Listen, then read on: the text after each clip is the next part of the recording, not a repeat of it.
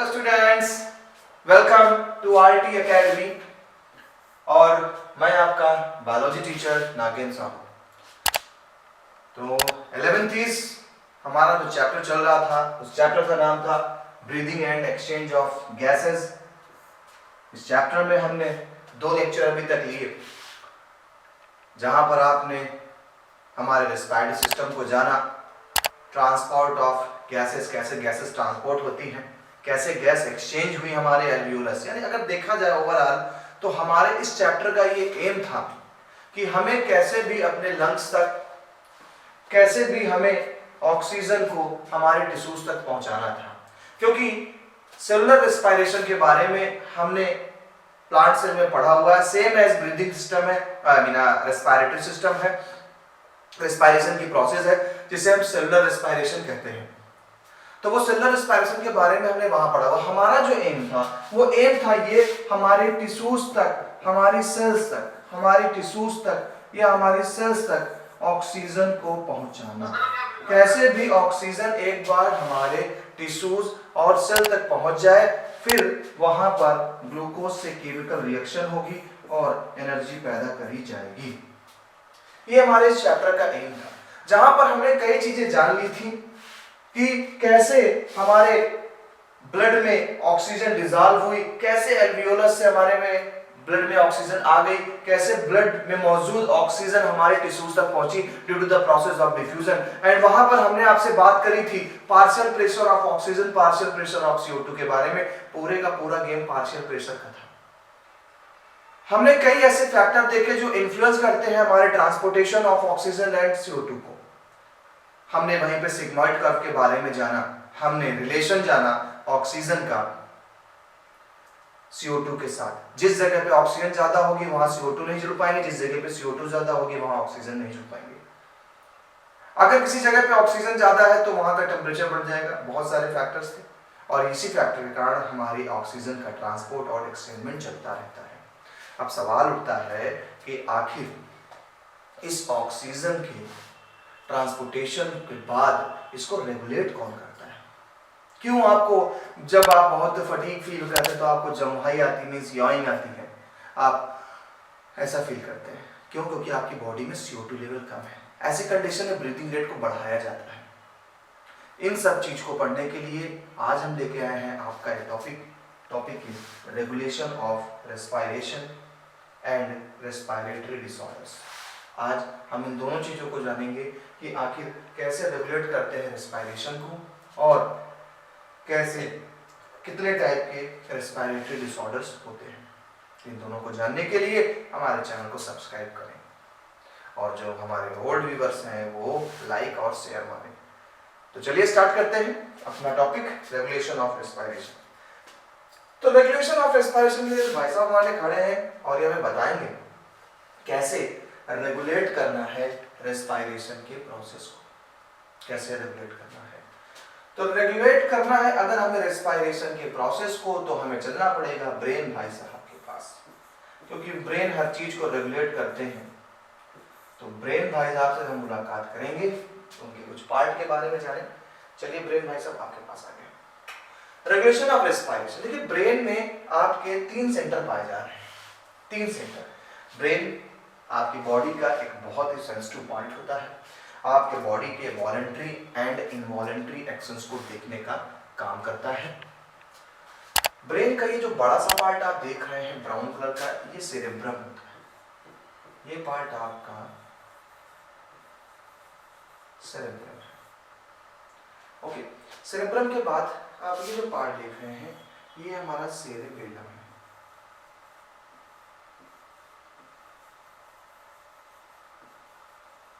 ये हमारा सेरेबेलम है। सेरेबेलम के पास चले तो आपको इस जगह पे पार्ट दिखाई पड़ता है। ये देखिए, ये पार्ट मार्क कर रहा हूं अपने इस कलर पे।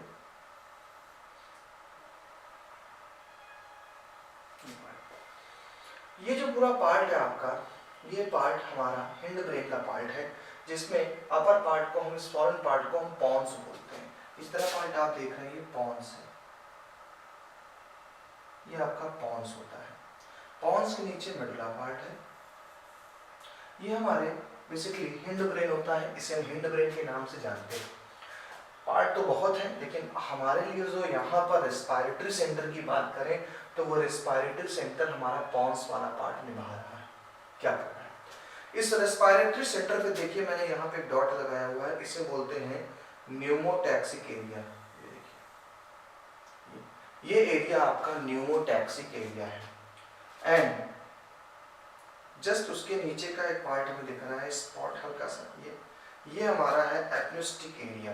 एप्निस्टिक एरिया उसके नीचे आ जाइए, आपको देखिए यहाँ मिल रहा है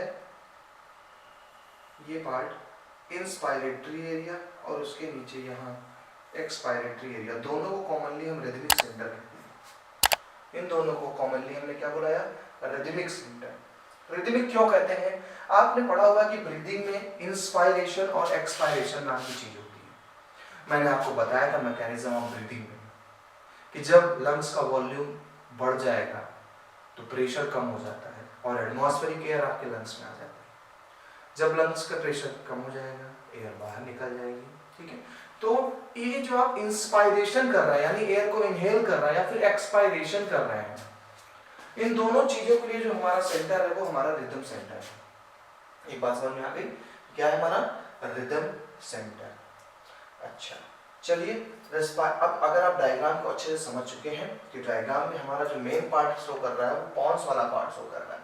पॉन्स में न्यूमोटैक्सिक एरिया है, पॉन्स में एप्नियोस्टिक एरिया है। फंक्शन सबके बताऊंगा। न्यूमोटैक्सिक एरिया, एप्नियोस्टिक एरिया, एंड इसी के नीचे आएंगे तो आपको इंस्पायरेटरी एरिया मिलेगा और एक्सपायरेटरी एरिया। यहाँ पर दोनों को हम क्या बोलेंगे? रिदमिक सेंटर या रिदम सेंटर। ठीक है, अब रेस्पिरेटरी सेंटर ओवरऑल आपसे कहता है 3 रेस्पिरेटरी सेंटर हैं। First respiration rhythm centre, pneumotaxic centre and chemosensitive centre. Pneumotaxic centre देखिए ये था और ये एप्नियोस्टिक एरिया है कीमोटैक्सिक सेंटर में आएगा। 3 लोग डिफाइन करते हैं कि रेस्पिरेशन कैसे होगा, कम या ज्यादा। 3 लोग डिफाइन करते हैं, एक एक के पास हमें चलना पड़ेगा। चले चलते हैं एक के पास। याद रखिए रेस्पिरेटरी सेंटर 3 है, respiration rhythm centre, pneumotaxic centre, chemosensitive area. चलिए आ जाते हैं अपने हम रेस्पिरेटरी रिदम सेंटर यानी आरआरसी पे। आरआरसी पे आ गए, रेस्पिरेटरी रिदम सेंटर पे। जब रेस्पिरेटरी रिदम सेंटर पे चलते हैं तो यहाँ पे देखिए न्यूमोटैक्सिक की वही डायग्राम को फिर से दिखा जाए। ये पॉन्स का पार्ट है, इस पॉन्स के पार्ट पे हमारा अपर साइड न्यूमोटैक्सिक सेंटर, नीचे एप्नियोस्टिक सेंटर। ये क्या है? हमारा रेस्पिरेटरी ग्रुप है, पीआरजी, पोंटाइन रेस्पिरेटरी ग्रुप। आप अगर चाहें तो ये पार्ट में आपने पोंटाइन रेस्पिरेटरी ग्रुप थोड़ा सा लेवल हाई करने के लिए था। न्यूमोटैक्सिक सेंटर हो गया, एप्नियोस्टिक सेंटर हो गया। अब देखिए 2 नाम आपको दिए जा रहे हैं, एक आपका है वीआरजी और दूसरा है डीआरजी। वीआरजी का मतलब क्या है? देखिए ये on the basis of their position है, on the basis of their position. अगर आप ऐसे देखें तो मेरा स्ट्रक्चर इस पॉन्स के बराबर है, मींस मेरा सामने का पार्ट ये जा रहा है, बैक साइड का पार्ट ये है। तो अगर ये बैक साइड का पार्ट है और ये फ्रंट का पार्ट है, अगर ऐसे देखते हैं, लेकिन आप एक एनिमल हैं और हर एक एनिमल 4 लिम्स के सहारे यूं चलता है, यूं बेंड होता है। अब अगर आप 4 लिम्स के सहारे बेंड हो गए तो आपका जो ये पार्ट होता है इसे हम बोलते हैं डॉर्सल सरफेस। ये आपका डॉर्सल सरफेस यानी आपकी जो बैकबोन है वो कहाँ है? डॉर्सल सरफेस पे। और जो आपका रिब है, जो आपके स्टर्नम है, वो आका कहाँ पर आ गया? वेंट्रल सरफेस पे। तो देखिए इसी को आप मेजर करिए। अब अगर हम एनिमल है, हम यूं बेंड हो गए तो हमारे पॉन्स का ये वाला पार्ट हो गया डॉर्सल सरफेस और इसके अंदर नीचे वाला पार्ट हो जाएगा वेंट्रल सरफेस। तो देखिए यहाँ पर इसको डॉर्सल बोला जा रहा है, डॉर्सल रेस्पिरेटरी ग्रुप डीआरजी। और ये जब बेंड हुआ तो नीचे की तरफ चला गया वेंट्रल रेस्पिरेटरी ग्रुप। 2 ग्रुप बन गए आपके, dorsal respiratory group and ventral respiratory group. ठीक है, dorsal respiratory group inspiratory area होता है यानी कि इंस्पायरेशन के लिए, इनहेलेशन के लिए, सांस कितनी लेनी है, और एक्सहेलेशन के लिए हमारा हो गया एक्सपायरेटरी एरिया। दो एरिया हो गए, डॉर्सल वेंट्रल, DRG VRG। ठीक है, अब देखिए seen in medulla oblongata it regulates the respiratory rhythms. यहां तक का पार्ट पॉन्स ने लिया और पॉन्स के नीचे वाला जो पार्ट है ये मेडुला ऑब्लंगाटा है। तो पॉन्स में आपके क्या मिल रहा था, आपका न्यूमोटैक्सिक सेंटर था और एपनोस्टिक सेंटर था, और मेडुला में DRG और VRG था, dorsal respiratory group, ventral respiratory group. ये चीज समझ गए, नाम को अच्छे से समझ लीजिए, फंक्शन तभी आपको समझ में आएंगे। ये रिदमिक सेंटर है, ये आपके इंस्पायरेशन और एक्सपायरेशन को कंट्रोल करते हैं। तो रिदमिक सेंटर में डॉर्सल रेस्पिरेटरी ग्रुप और वेंट्रल रेस्पिरेटरी ग्रुप। चलिए आगे चलते हैं। नंबर 2 पे आते हैं न्यूमोटैक्सिक सेंटर। न्यूमोटैक्सिक सेंटर क्या है? Seen in pons. ये हमारा पॉन्स इलाका ही है, अब इस इलाके की बात हो रही है, इतने इलाके की बात हो रही पॉन्स में। तो पॉन्स में एक न्यूमोटैक्सिक सेंटर है एंड एपनेस्टिक सेंटर है। क्या है भाई काम? It moderates function of respiratory rhythm centre. ये रेस्पिरेटरी रिदम सेंटर को मॉडरेट करेगा।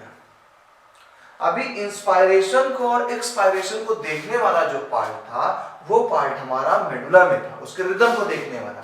लेकिन इस रिदम को भी जो फ्लक्चुएट करेगा, वो फ्लक्चुएट करने वाला पार्ट जो हमारा है वो है हमारा पॉन्स में। चलिए, impulse from this centre, impulse from this centre reduces the duration of inspiration. Impulse from this centre, इस सेंटर से जो इम्पल्स निकलेंगे, यानी किस सेंटर से? न्यूमोटैक्सिक सेंटर से जो इम्पल्स निकलेंगे वो रिड्यूस करेंगे द ड्यूरेशन ऑफ इंस्पायरेशन, वो इंस्पायरेशन के प्रोसेस को रिड्यूस करेंगे, यानी ज्यादा सांस नहीं लेंगे, सांस बाहर निकालेंगे। इंस्पायरेशन की ड्यूरेशन कम होगी इन कंपैरिजन टू एक्सपायरेशन। तो यहां पर याद रखिएगा कि जो हमारा न्यूमोटैक्सिक सेंटर है, ये न्यूमोटैक्सिक सेंटर इंस्पायरेशन की रेट को कम करेगा, इंस्पायरेशन की रेट को कम करेगा या ऑल्टर करेगा। कीमोसेंसिटिव एरिया, अब कीमोसेंसिटिव एरिया क्या है? Seen in adjacent to the rhythm centre. ये रिदम सेंटर के पास होता है हमारा chemosensitive area. Chemosensitive area increases in the concentration of CO2 and hydrogen ion, activates this center which is termed signal rhythm center। अब देखिए, जैसे ही आपके ब्लड में CO2 concentration and hydrogen ion concentration बढ़ा तो घटा क्या? ऑक्सीजन। क्योंकि आपने पढ़ा हुआ है CO2 is inversely proportional to oxygen, yes, hydrogen is inversely proportional to oxygen। यानी अगर ब्लड में CO2 बढ़ गया, ब्लड में हाइड्रोजन आयंस बढ़ गए, इसका मतलब ऑक्सीजन कम हो रही है। तो जैसे ही ब्लड सर्कुलेट होता हुआ न्यूमोटैक्सिक सेंटर के पास, कीमोसेंसिटिव सेंटर के पास गया, उसने देखा ब्लड में CO2 कंसंट्रेशन ज्यादा है, वो हाइड्रोजन के लिए, ऑक्सीजन के लिए कोई सेंसेशन नहीं ले पाता। आपको बता दूं, ऑक्सीजन के लिए हमारे ब्रेन में कोई सेंसेशन नहीं है। वो ब्लड में पता करता है, वो आपके रेस्पिरेशन को फ्लक्चुएट करेगा on the basis of the hydrogen ion concentration and CO2 concentration. Oxygen को नहीं पहचान पाता वो कि ऑक्सीजन कम हो गई है तो ऑक्सीजन के लिए इंस्पायरेशन बढ़ा दिया जाए, नहीं। वो ये देखता है कि CO2 कंसंट्रेशन ज्यादा है, हाइड्रोजन कंसंट्रेशन ज्यादा है या नहीं। अगर ये ज्यादा है तो इंस्पायरेशन को बढ़ाओ, अगर ये कम है इंस्पायरेशन को घटाओ। ठीक है। Receptors in aortic arc and carotid arc also recognize changes। Aortic arc यानी आपके जो एओर्टा है उसके पास, कैरोटिड आर्टरी, कैरोटिड आर्टरी आपके नेक स्पाइन आने वाले आर्टरी होते हैं, लोग दबा करके बेहोश कर देते हैं। कैरोटिड आर्टरी ब्रेन तक ब्लड सप्लाई करता है, वहां पर भी सेंटर पाए जाते हैं। वो भी CO2 और हाइड्रोजन आयन कंसंट्रेशन पर मैसेज भेज देते हैं रिदम सेंटर कि हाँ इनका एक्शन को बढ़ाओ। Artery also recognize change in the CO2 and hydrogen concentration and send signals to the rhythm center। यानी रिदम सेंटर का काम है इंस्पायरेशन बढ़ाओ या घटाओ, एक्सपायरेशन बढ़ाओ या घटाओ, इनको फ्लक्चुएट करना। इनको बताने वाले हमारे chemo sensitive and pneumotaxic centres पाए जाते हैं, ये उनको ऑर्डर देते हैं। ठीक है, चलिए देखिए एक लाइन देखिए, आपको जो मैंने बोली थी वो लाइन आपको नीचे मिलेगी यहाँ पर।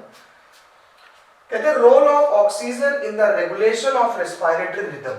Role of oxygen in the regulation of respiratory rhythm is quite insignificant. Oxygen का रोल इनसिग्निफिकेंट होता है, जैसा कि मैंने बताया केवल CO2 और हाइड्रोजन आयन कंसंट्रेशन से ये फ्लक्चुएशन किया जाता है इंस्पायरेशन को और एक्सपायरेशन को। चलिए कुछ डिसऑर्डर पे चर्चा हो जाए। अभी तक हमने जान लिया कि हमारे लंग्स में कौन कौन से सेंटर थे, आपने उन सेंटर के बारे में जाना। तो देखिए सेंटर क्या थे, एक बार मैं रिव्यू दे दूं आपको, इससे चीजें तैयार रहें। आपके जो रेस्पिरेटरी सेंटर थे, रेस्पिरेटरी सेंटर थे, वो रेस्पिरेटरी सेंटर 3 थे।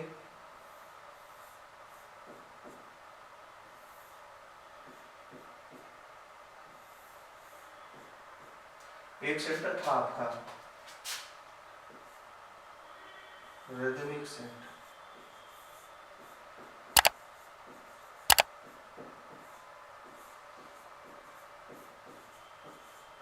एक आपका था न्यूमोटॉक्सिक सेंटर और एक था आपका कीमो सेंसिटिव सेंटर। अब देखिए रिदमिक सेंटर में 2 लोग आपको मिले थे, डॉर्सल रेस्पिरेटरी ग्रुप और दूसरा वेंट्रल रेस्पिरेटरी ग्रुप। ये इंस्पायरेशन को देखते थे, ये इंस्पायरेशन को देखते थे, ये एक्सपायरेशन को देखते थे। 2 अलग-अलग group, dorsal respiratory group and ventral respiratory group, 2 अलग ग्रुप। न्यूमोटॉक्सिक सेंटर आपका पॉन्स में पाया जा रहा था रीजन, रेडिमिक सेंटर मेडुला का रीजन था, कीमोसेंसिटिव जस्ट इनके नीचे पाया जाता, एडजेसेंट स्ट्रक्चर था।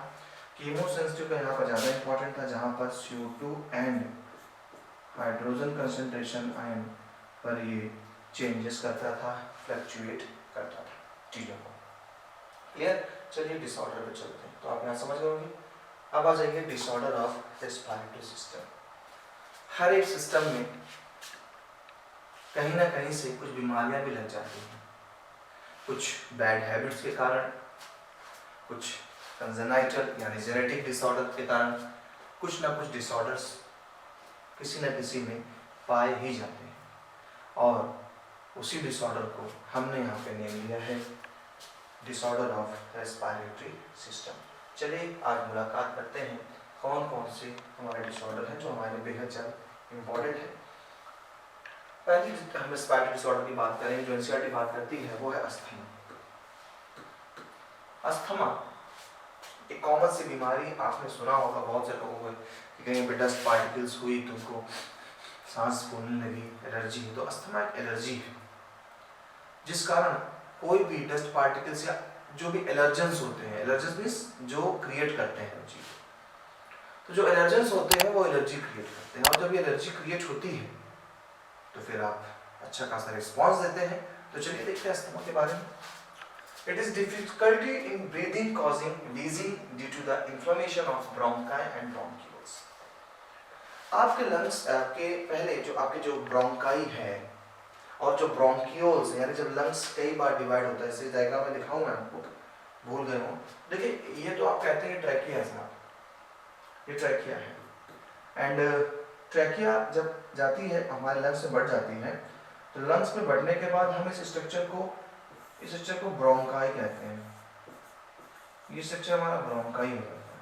और ब्रोंकाई आप देख रहे हैं फिर से डिवाइड हुए ऐसे लाइक रूट्स, इसको हम बोलते हैं ब्रोंकियोल्स। ये हमारा ब्रोंकियोल्स होता है। तो कह रहे हैं कि जो अस्थमा है ये अस्थमा ब्रोंकाई एंड ब्रोंकियोल्स की एलर्जी है। यहाँ पर कुछ ऐसे एलर्जेंस, कुछ ऐसे पार्टिकल्स है जो पहुंचते ही हमारे ब्रोंकाई और ब्रोंकियोल्स को कंस्ट्रिक्ट करने लगते हैं, सिकोड़ने लगते हैं, जिससे आप डीप ब्रीदिंग, सांस फूलेगी आपकी। कई मूवीज में दिखाया गया कि अस्थमा से मर भी जाते हैं लोग। तो it is difficulty in breathing causing wheezing due to inflammation of bronchi and bronchioles. Okay, अब हर जगह पर भी डस्ट पार्टिकल से भाई बचे रहना चाहिए। इसके लिए फिर हमारे पास एक तरीके का प्रेशर मशीन होती है जिसमें हम लिक्विड लेने पे तुरंत उस एलर्जेंस को रिमूव करती है और ठीक ठाक वॉल्यूम बना देती है जिससे आप सांस ले सकें। तो पहला पॉइंट एलर्जी हो गया। सेकंड बात करेंगे emphysema, damage of alveolar sac. आपके लंग्स में एल्वियोलाई पाए जाते हैं।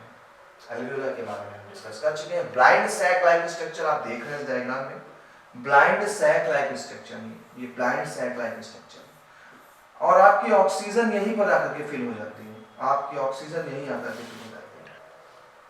अब अगर सोचिए इस सैक के साथ खिलवाड़ हो जाएगा तो घटना क्या घटेगी? घटना ये घटेगी जब इस सैक से सारे एक हो जाएंगे, जुड़ जाएंगे, तो सरफेस एरिया कम हो जाएगा, ऑक्सीजन से इसे जा नहीं पाएगी। तो आप देखेंगे कि डैमेज ऑफ एल्वियोलर, एल्वियोलर की वॉल्स डैमेज आती है।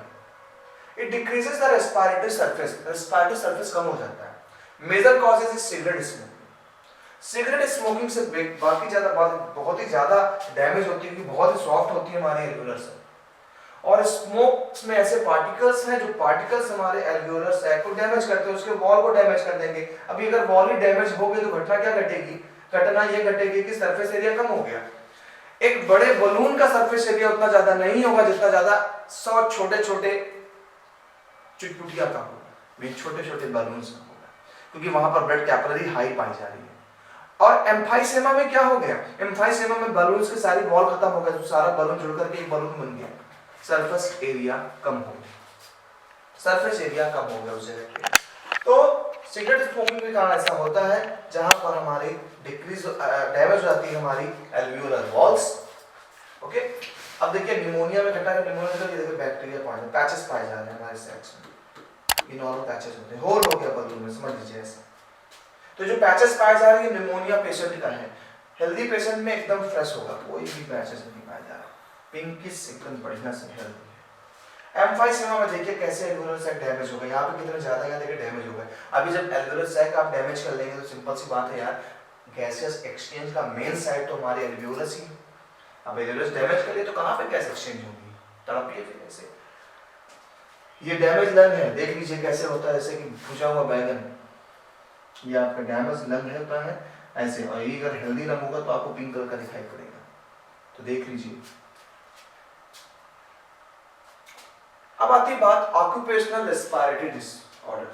ऑक्यूपेशनल का मतलब है कि किसी जॉब से रिलेटेड है जहाँ पे डस्ट पार्टिकल्स बहुत हैं, तो ऐसी कंडीशन पे ऑक्यूपेशन मतलब जॉब से नहीं, अभी आपका ऑक्यूपेशन क्या है, आप जॉब क्या करते हैं, ऑक्यूपेशन क्या है। तो ऑक्यूपेशनल में डिसीज ऐसे लोगों को होगी जो बेचारे माइंस में काम करते हैं, या जहाँ पर बिल्डिंग मटेरियल्स तोड़े जा रहे हैं, पत्थर बनाए जा रहे हैं, ऐसी जगह पे बहुत ज़्यादा डस्ट होती है, इसमें सिलिका जैसे पार्टिकल्स होते हैं, ये आपके लंग्स में, आपके एल्वियोलस में बैठ जाते हैं और उसको ब्लॉक कर देते हैं, इससे भी डिसीज क्रिएट होती है। तो देखिए, certain industries produces so much dust, so defence mechanism of the body can not cope with the situation. आपकी बॉडी की डिफेंस मैनेजमेंट उसे कोप नहीं कर पा रहा, सही नहीं कर पाता। Long exposure causes inflammation leading to fibrosis, proliferation of fibrous tissue. Fibrous tissue क्या होता है? दो एल्वियोलस के बीच में जोड़ने वाले जो टिश्यू हैं, इसे फाइब्रस टिश्यू कहते हैं। ये डैमेज हो जाएंगे तो इससे भी क्या हो जाएगा? सरफेस एरिया कम हो जाएगा। It result in lung damage. Workers in such industries should wear protective mask. ऐसी जगह पे काम करने वाले लोगों को प्रोटेक्टिव मास्क पहनना चाहिए। तो देख लीजिए, बीमारी में asbestos fibres in lungs tissue ऐसे दिखाई पड़ेगा। हेल्दी लंग्स आएंगे नहीं, बढ़िया दिखे नहीं। एस्बेस्टोसिस देखिए ऐसे लंग्स दिख रहा है। अब देखिए क्यों दिखा रहा है एस्बेस्टोसिस में? भाई अगर आपका हेल्दी लंग है, कोई पार्टिकल्स नहीं है, तो कोई उसकी पिक्चर ही नहीं आएगी। लेकिन अगर लंग्स में आपके हार्ड सब्सटेंस आ रहे हैं तो वो हार्ड सब्सटेंस को हमारी एक्सरे नहीं क्रॉस कर पा रही, इसका मतलब लंग्स में देखिए ऐसे इतनी जगह पे डस्ट पार्टिकल फंसा हुआ है, ये बीमारी बन जाती है एस्बेस्टोसिस। तो ऐसी जगह पे बचे रहना चाहिए। तो ऑक्यूपेशनल रेस्पिरेटरी डिसऑर्डर एक कॉमन डिसीज है, एक ग्रुप ऑफ डिसीज है ऑक्यूपेशनल, जो ऐसी जगह पे लोगों को जाती है जो जहां पर डस्ट बहुत ज्यादा निकल रहा है, और उसका एक एग्जांपल है एस्बेस्टोसिस। तो याद रखिएगा एस्बेस्टोसिस में कैसे फेफड़े दिख रहे हैं, यानी ये सब कुछ डार्क पार्ट है जो दिख रहा है, सब कुछ डार्क पार्ट है, यानी कुछ डस्ट चिपका हुआ है आपके लंग्स में। ओके, एंड नाउ हम आज इस चैप्टर को फिनिश कर चुके हैं, जहां पर हमने कुछ डिसऑर्डर्स के बारे में जाना, रेस्पिरेटरी सेंटर्स के बारे में जाना, जिससे कि हम ये समझ लिए कि कैसे रेस्पिरेशन कितना करना होता है, कौन देखता है, तो वो हमारे ब्रेन का पार्ट दिखता है। हमें डस्ट वाले पार्टिकल से बच के भी रहना है, क्योंकि ये एक तरीके की हमें डिसीज कॉज करते हैं। तो प्रोटेक्टिव मास्क का यूज करें और बचे रहें। साथ ही साथ हमारा चैनल आरटी अकेडमी, इसको सब्सक्राइब शेयर ज़रूर करें, क्योंकि ये आपको full year syllabus long lecture series देता है। साथ ही साथ टॉपिक्स खत्म होने पे हम आपको आपके एकेडमिक एग्जामिनेशन के लिए भी प्रिपेयर करेंगे, जहां पर आपको कुछ प्रैक्टिस पेपर्स सॉल्व कराए जाएंगे। तो चलिए मुलाकात करते हैं नेक्स्ट चैप्टर में एक नए टॉपिक के साथ। तब तक के लिए बाय बाय।